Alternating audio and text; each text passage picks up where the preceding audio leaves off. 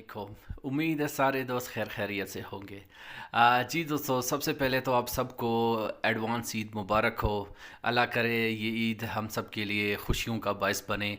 और अल्लाह करे कि ये जो नेक्स्ट आने वाला ईद है, आप सब जितने भी हमारे सब व्यूवर्स हैं देख रहे हैं, अल्लाह करे आप लोग सेलेक्ट हो जाओ और अपने जॉब पे लग जाओ। और आप अगला ईद जो होगा ना, मज़ा तो तब आएगा जब बंदा किसी रोज़गार पे हो, किसी जॉब पे हो।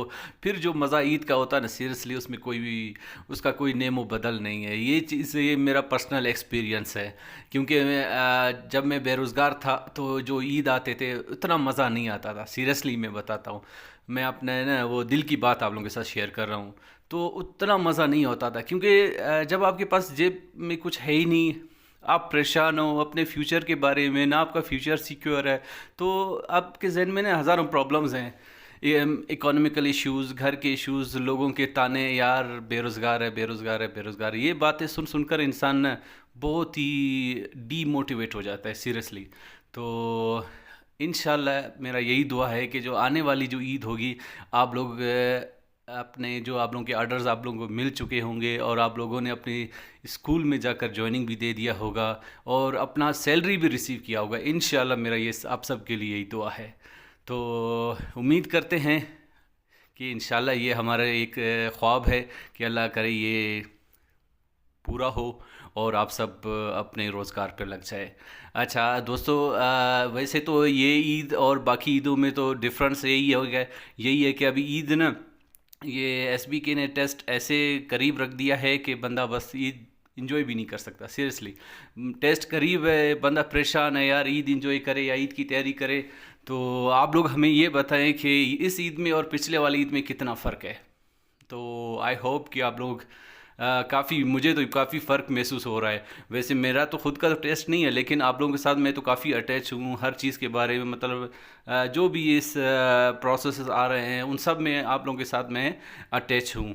तो मुझे महसूस होता है आप लोगों के फीलिंग्स के बारे में, आप लोगों के एहसासात का मुझे भी फ़ील होता है कि क्या एहसास आता है, क्योंकि इन मराइल से मैं खुद गुज़रा हूँ। तो इस चीज़ को मैं खुद फील कर सकता हूँ कि आप लोगों के क्या एहसास आता है।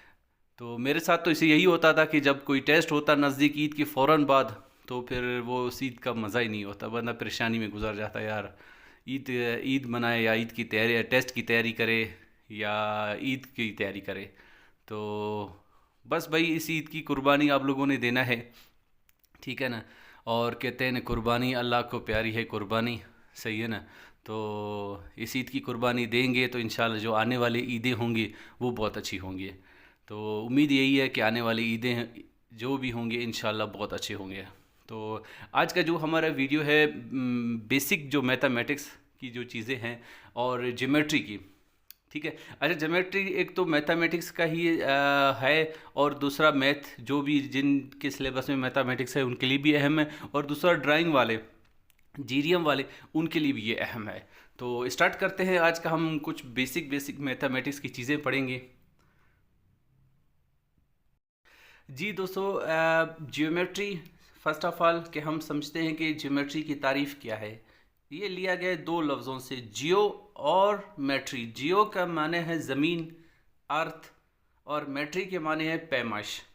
तो इसका मतलब ये क्या हुआ है, ज्योमेट्री का मतलब ज़मीन की पैमाइश के हैं। तो ज्योमेट्री क्या हुआ, ज़मीन की पैमाइश। अच्छा, अच्छा, इसमें कुछ चीज़ें हैं वो आप लोगों को होना चाहिए, बेसिक बेसिक ज्योमेट्री के ना, समझो ये समझो ज्योमेट्री के अल्फ़ाबेट्स हैं, ठीक है। ये चीज़ें आएंगे तो आपको ज्योमेट्री आगे आगे समझ में आ जाएगा। नुक्ता किसे कहते हैं, नुक्ता या पॉइंट। नुक्ता ज्योमेट्री की बुनियादी शक्ल है, इसकी ना लंबाई होती है और ना ही ऊंचाई या चौड़ाई। ये कलम की नोक कागज़ पर रखने से जो निशान बने का, ठीक है, निशान बने, कलम की नोक कागज़ पर रखने से जो निशान बने उसे नुक्ता या पॉइंट कहते हैं। ए बी सी, अब देख रहे हैं इसके ऊपर एक नुक्ता बना हुआ है, बी के ऊपर और सी के ऊपर। अच्छा, नुक्ता और नुकात, ये याद रखना, ठीक है। नुक्ता एक, नुकात मतलब इसकी जम्ع है, सिंगुलर और प्लूरल।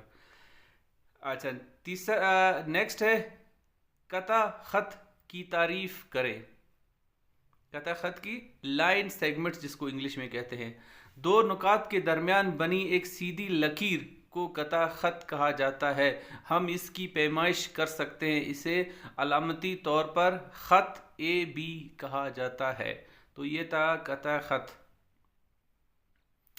नेक्स्ट है खत किसे कहते हैं, मतलब लाइन किसको कहते हैं।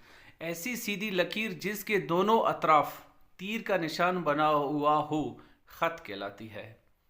हम इसकी लंबाई नाप नहीं सकते, इसे अलामती तौर पर खत ए बी कहते हैं। ये देख सकते हैं, ये वाला, ठीक है। इस तरफ भी एरो है इसका मुंह, इस तरफ भी एरो है। अच्छा, नेक्स्ट है श्वा रे। श्वा या रे किसे कहते हैं। ऐसी सीधी लकीर जिसका एक सिरा तो मालूम हो मगर दूसरा सिरा मालूम ना हो, इसको श्वा कहलाती है। जिसका एक सिरा मालूम है लेकिन दूसरा सिरा मालूम नहीं है, वो चलता ही जा रहा है, चलता ही जा रहा है, मतलब कि ख़त्म ना होने वाली। हम इसकी लंबाई नाप नहीं सकते, इसे अलामती तौर पर श्वा कहते हैं। इस तरह अलामती तौर पर श्वा को इस तरह, ठीक है, लिखते हैं।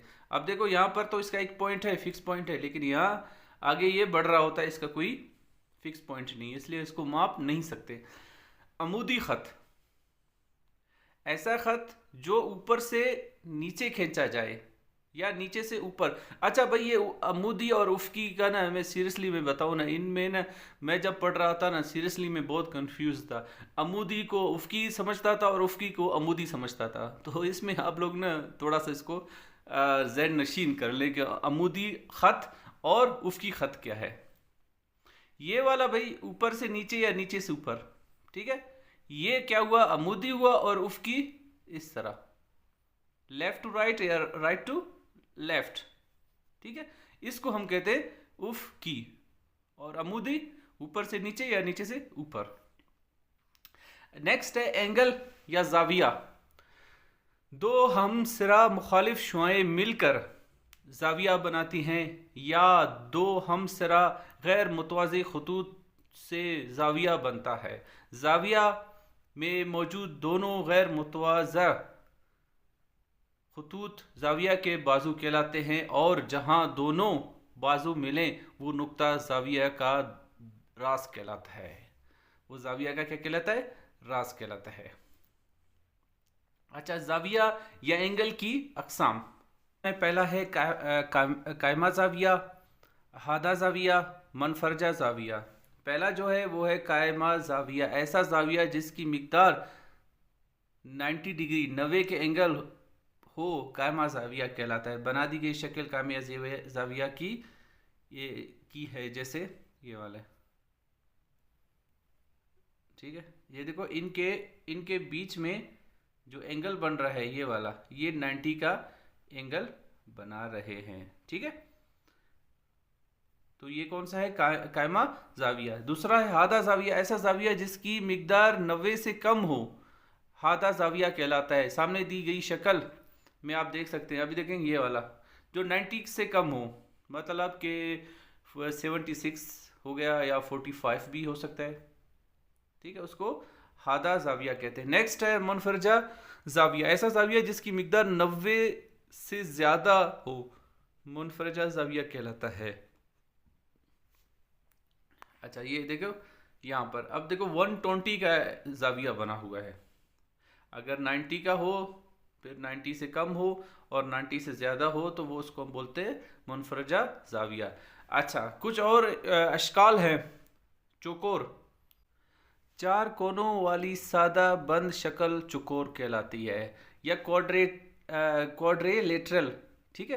क्वाड्रिक लफ्ज़ का मतलब है चार, ठीक है। अब देखिए इसके कितने खाने हैं, कोने हैं, एक ये कोना, दो, दूसरा, तीसरा और चौथा, तो इसको हम बोलते हैं चकोर। अच्छा, एक है मुरब्बा यानी स्क्वायर, ऐसी चकोर जिसके चारों अजला की लंबाइयाँ बराबर हो और हर जाविया 90 का हो, मुरब्बा कहलाती है, ठीक है। मतलब कि चारों इसके बराबर होने चाहिए। ये 5 है तो ये भी 5 होना चाहिए, ये भी 5 होना चाहिए, ये भी 5 होना चाहिए। अच्छा, इनके दरमियान जो एंगल बन रहा है ये 90 का है, ये भी 90 का है, ये भी 90 और ये भी 90 है। अच्छा, नेक्स्ट है मुस्ततील या रेक्टेंगल, ऐसी चौकोर जिसके आमने सामने के इजला की लंबाइयाँ बराबर हो और हर जाविया 90 का हो, मुस्ततील कहलाते हैं। अब इसके आमने सामने वाला, ठीक है, कैसे? मसलन ये वाला है, इसका सामना ये है ना, तो ये वाला है, इसका सामना ये वाला है, इनकी लंबाई बराबर होनी चाहिए, ठीक है, और इनके एंगल है यहाँ, ये वाले एंगल ये 90 हो, तो इसको कहते हैं मुस्ततील या इंग्लिश में कहते हैं रेक्टेंगल। नेक्स्ट है मुसलिस, तीन कतात खत पर मुश्तमिल सादा बंद शक्ल को मुसलिस कहते हैं। इसके तीन रास होते हैं। ये ऐसी बंद शक्ल है जिसके तीन अजला और तीन जाविये हो, मसलस कहलाता है। ये वाला, ये इसको मसलस कहते हैं। अजला के लिहाज से मसलस की अकसाम, अच्छा, अजला के लिहाज से इसकी अकसाम, मसावी अजला मसलस, ये इसकी किस्म है मसलस के। ऐसी मसलस जिसमें तीनों अजला लंबाई में बराबर हो, मसावी अजला मसलस कहलाती है, ये तीनों बराबर हो।